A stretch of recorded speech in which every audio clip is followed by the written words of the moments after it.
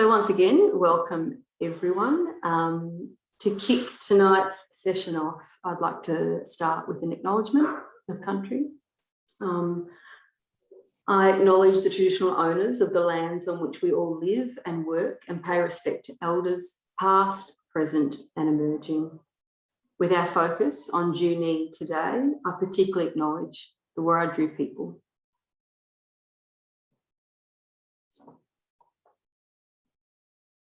So I'm just going to share my screen. Give me a moment.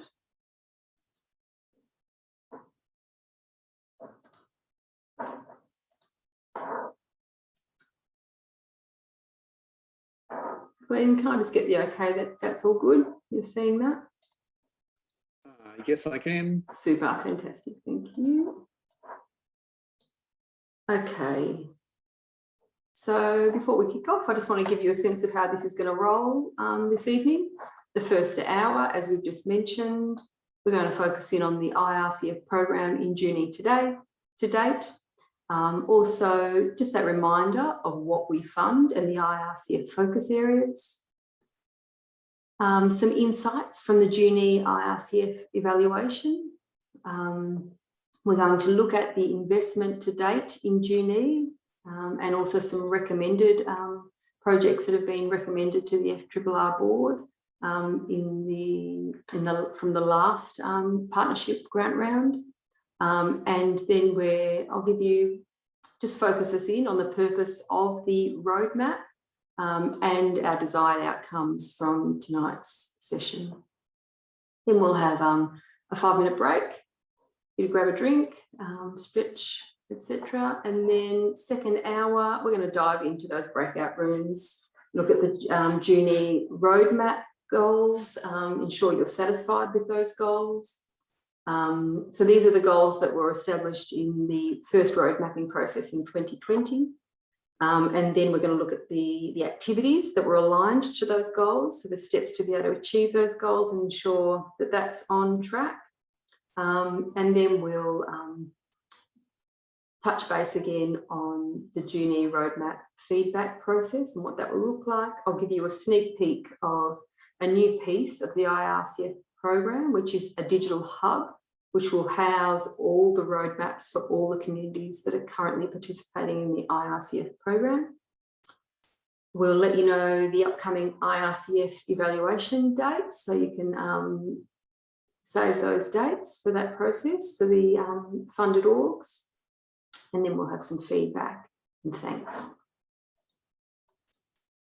So just diving right into the program model of IRCF and how it supports Junee and other communities.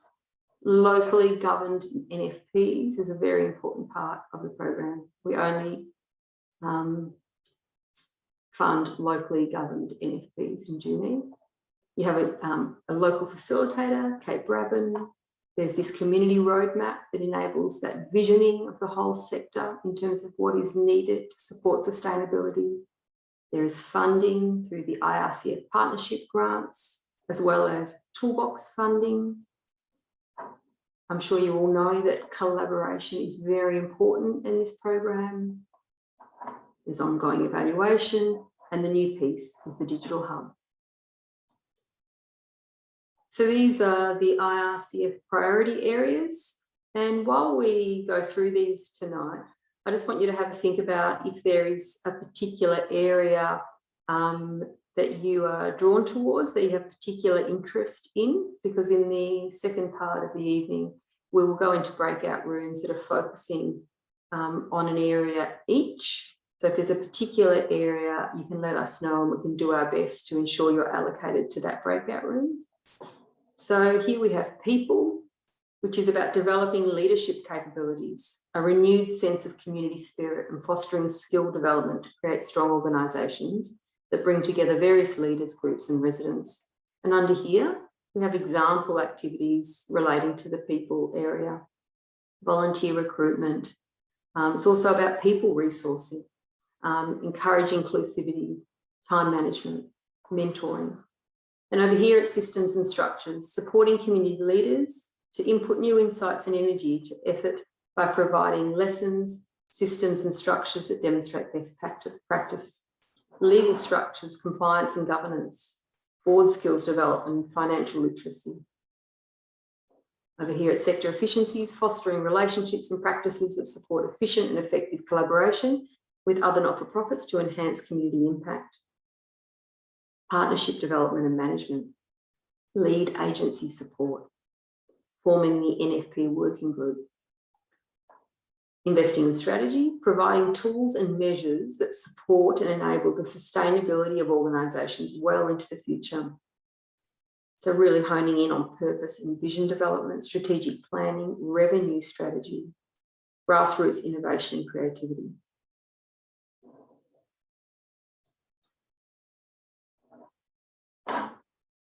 So I want to share with you some insights from the evaluation process.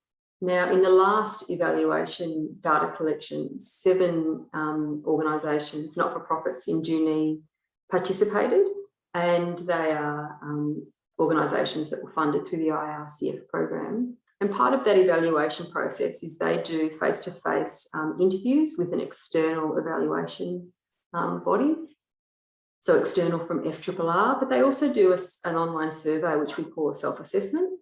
And this is some feedback that came back through that process. So what successes have you had?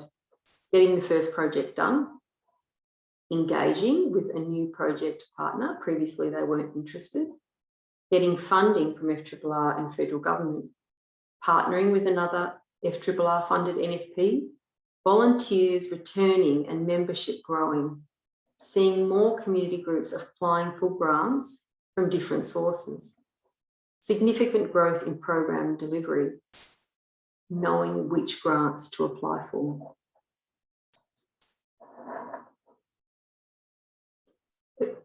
So what are you planning to do next was another question that was asked of those not-for-profits.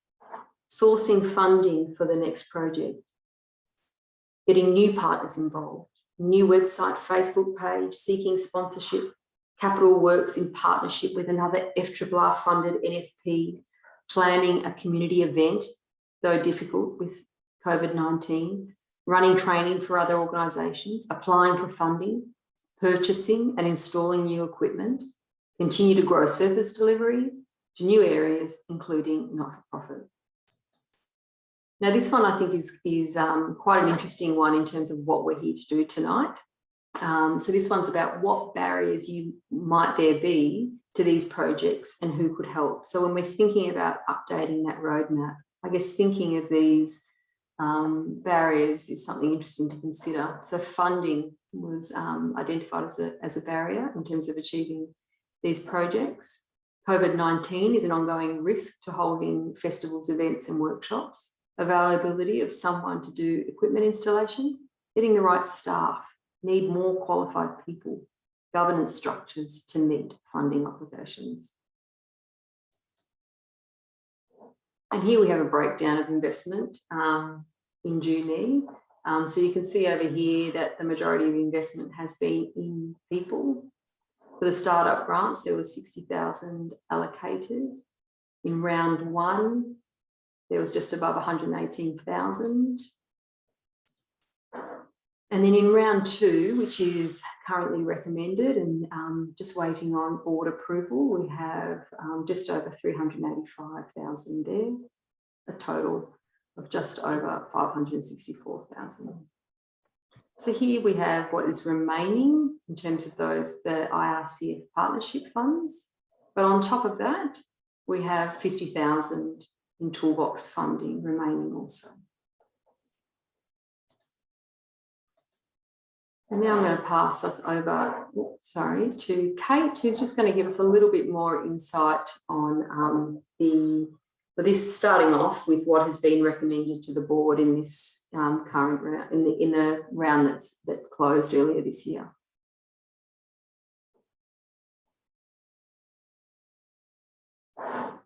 Oh, sorry about that. Thank you, Nancy.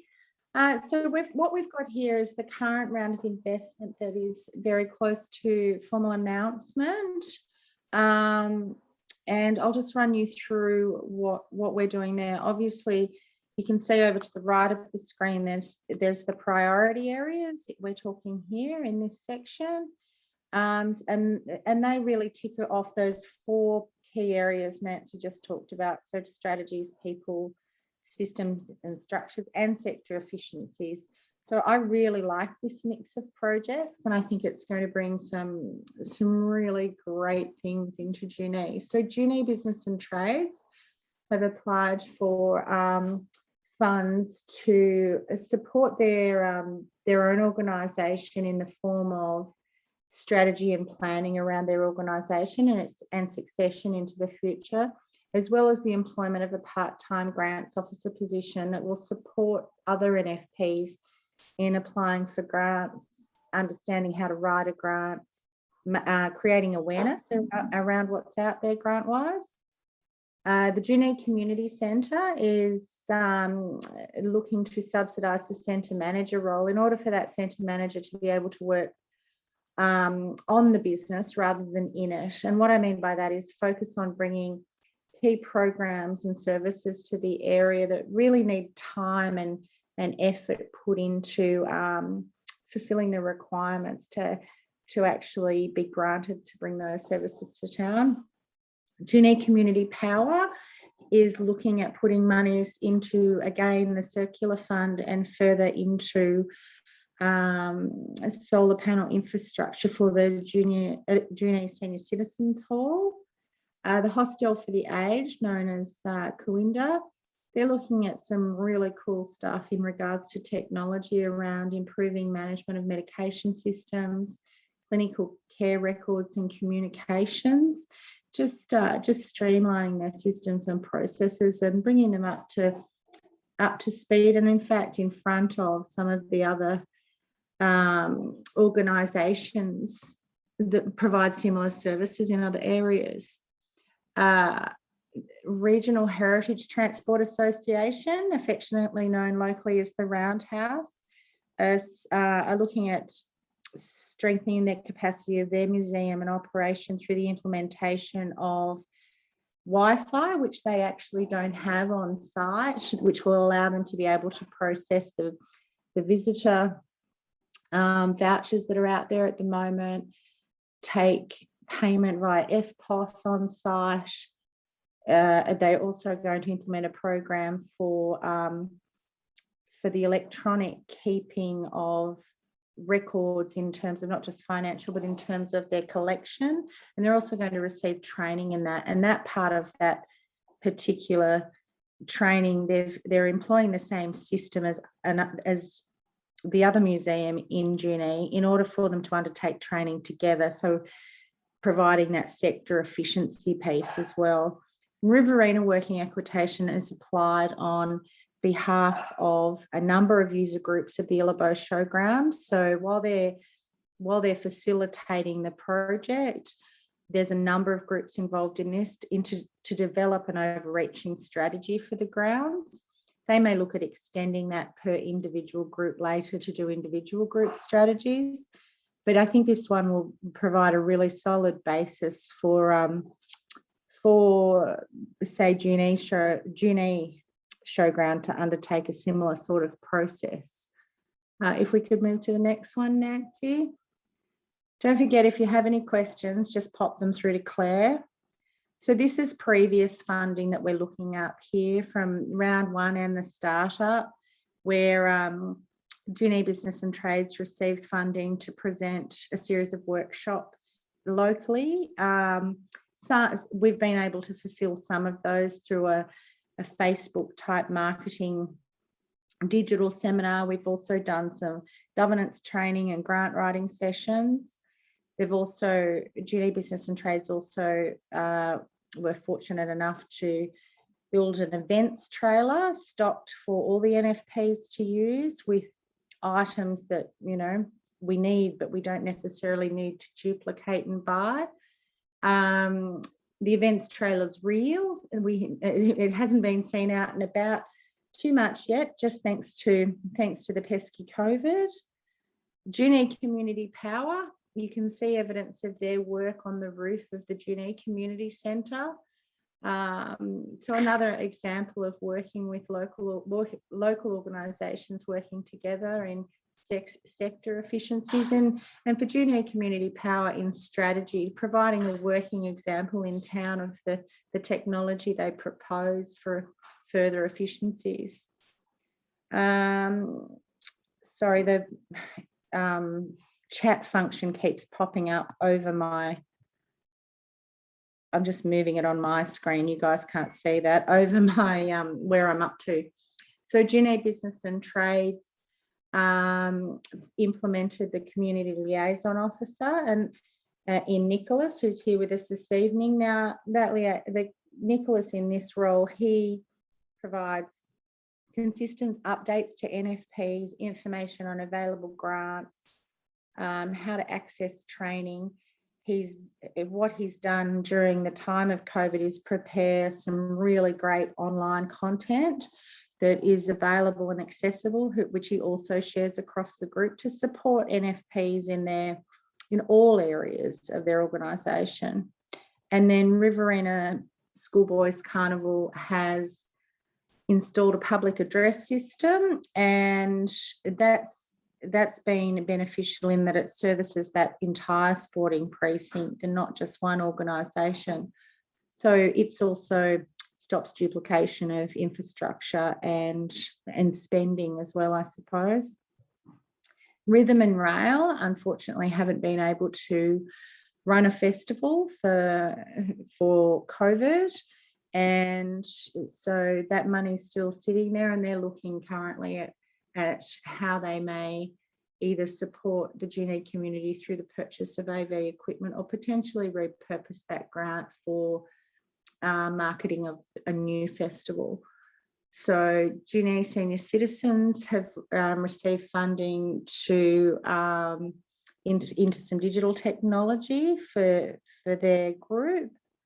The Junee Community Centre received funding for a work health and safety system, which is an important structure within their organisation.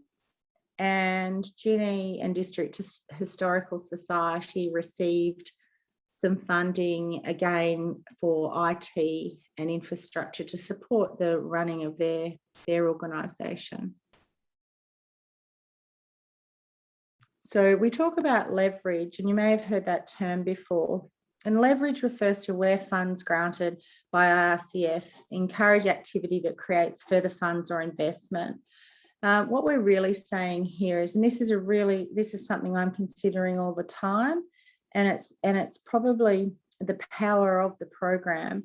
So when IRCF invests in town or into an organisation, first in the town in the form of a bank, and then a bank of money or funds, and then each organisation being eligible to apply for that, some examples come out of that leverage. So in myself, who IRCF is investing in to support you guys, and the Community Liaison Officer being Nicholas, we are supporting you guys, not just in the work around IRCF, but within the needs of your organisation, and in regard to submitting other grants or finding your contacts to be able to move on to the next part of what your focus is.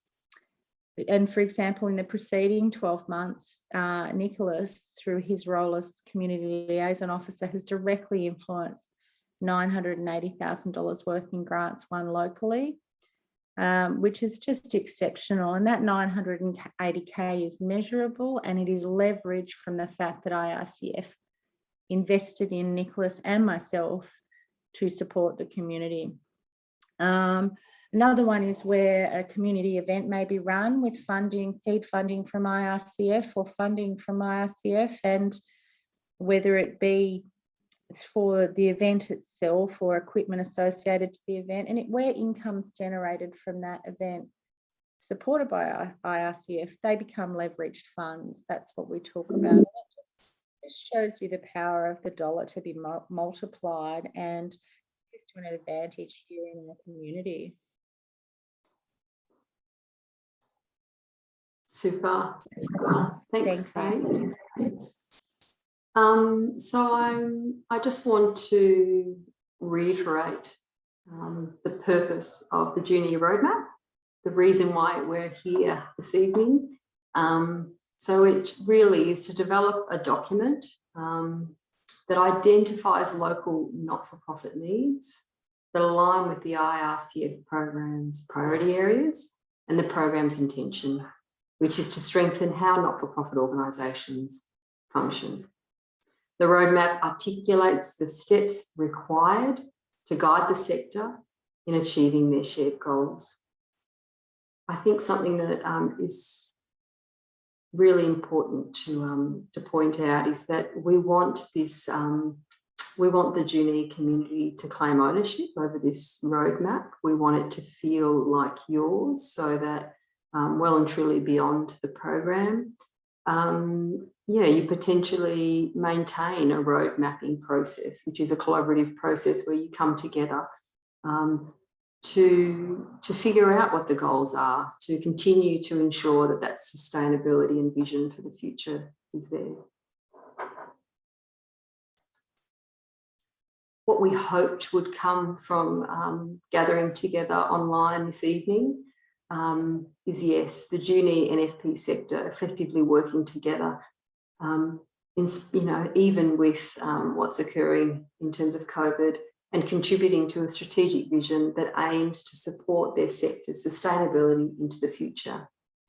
A shared clarity for the Junee NFP sector on the capacity building goals and the steps required to improve sector resourcing and efficiency.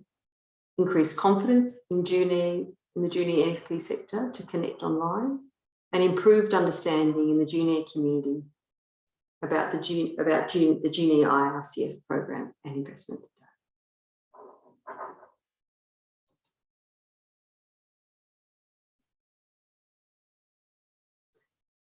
So I guess we've come to the end of this more formal presentation piece. So if you've had any questions that you've sent through to Claire, Claire, do you want to share those questions with us now, and we can take some time to respond to them?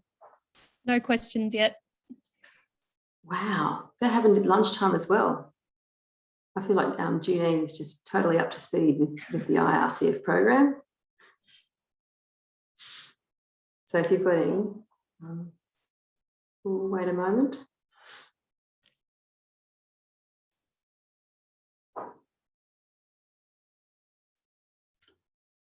Nancy, can I ask a question of the IRCF team?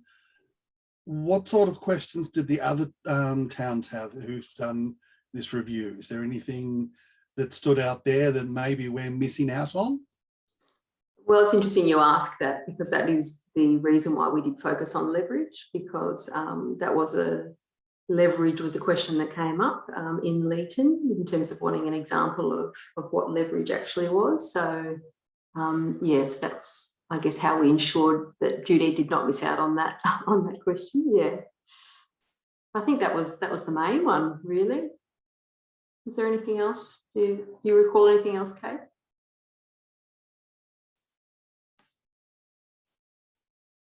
Toolbox funding, that was the other one that presented in Leeton. So in terms of how toolbox funding works, so that's 50,000 for the life of the program. Only IRCF, previously funded IRCF not-for-profits are eligible for that. I guess it functions sort of like an EOI process in that you reach out to Kate to discuss the project to ensure eligibility, and collaboration is essential in applying for toolbox funding. So things like training, for multiple not-for-profits, etc., really fits under toolbox funding.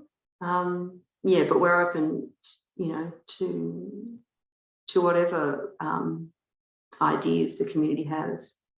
We're currently working for the participants here. It's important information. We're currently working on that funding for Junee with a lead organisation to develop strategy and proposal for a community hub, a physical community hub, and what that looks like. We'll be bringing together a focus group to do that.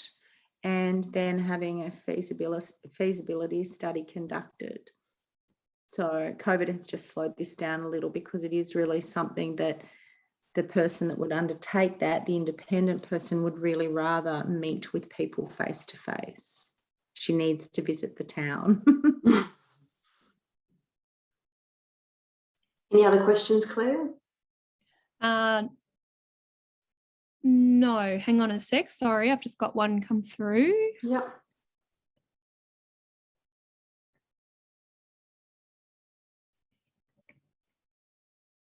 So,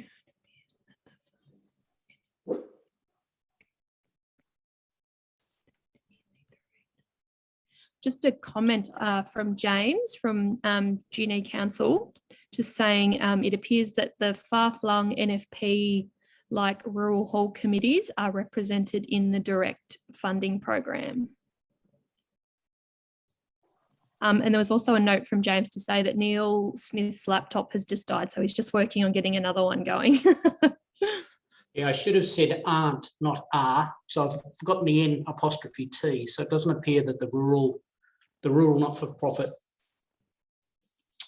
committees, rural hall committees, are reflected. I'm just wondering whether they were participants in the process. Yeah, absolutely. Absolutely. And you would have seen that Riverina Working at Quotation has been an applicant, James, for funding to develop a strategic plan at Illabo with all the user groups out there, and Junee Show Society and the groups there are watching keenly because they see that as a model that they could potentially implement. And when we break out into the breakout rooms and our activity groups, I'm not sure about all the others. I'm handling the strategy section. Rural halls and villages are mentioned specifically. I just got a question from Dennis, just asking how well have the other communities leveraged?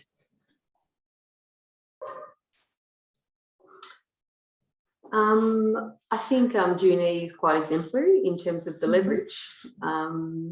So all the other communities are really keenly thinking about a grant officer role to further support that leverage, particularly at this time in the program where we can really, the needs and the goals and the activities are becoming clearer, but also the time frame of the program is also very clear as well. So there is definitely that need to leverage to ensure that some of these activities, will continue to occur. Is that sufficient, Dennis? Awesome. Great. And can you see that comment from Gail Commons? Yes.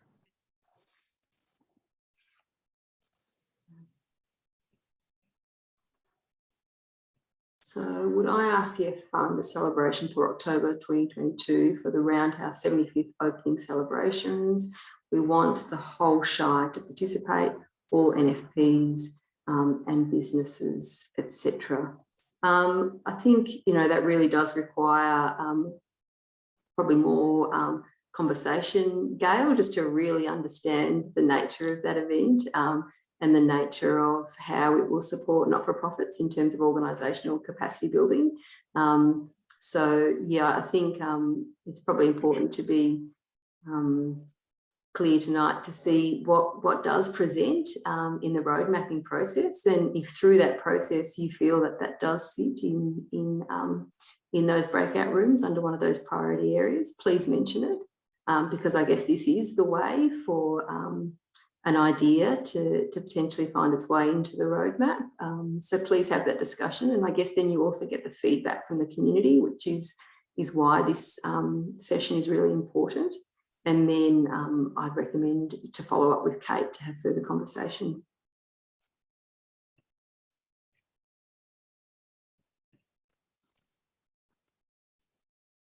Okay, super. Thanks, Glenn. So in terms of, I'm going in a moment, I'm going to pause the recording So in terms of participants who haven't been able to be at these live events, thanks for watching this video. If you need further information, please contact Kate Brabin. And if you would like to give feedback on what was collected during the live events, you can follow the link in the video description.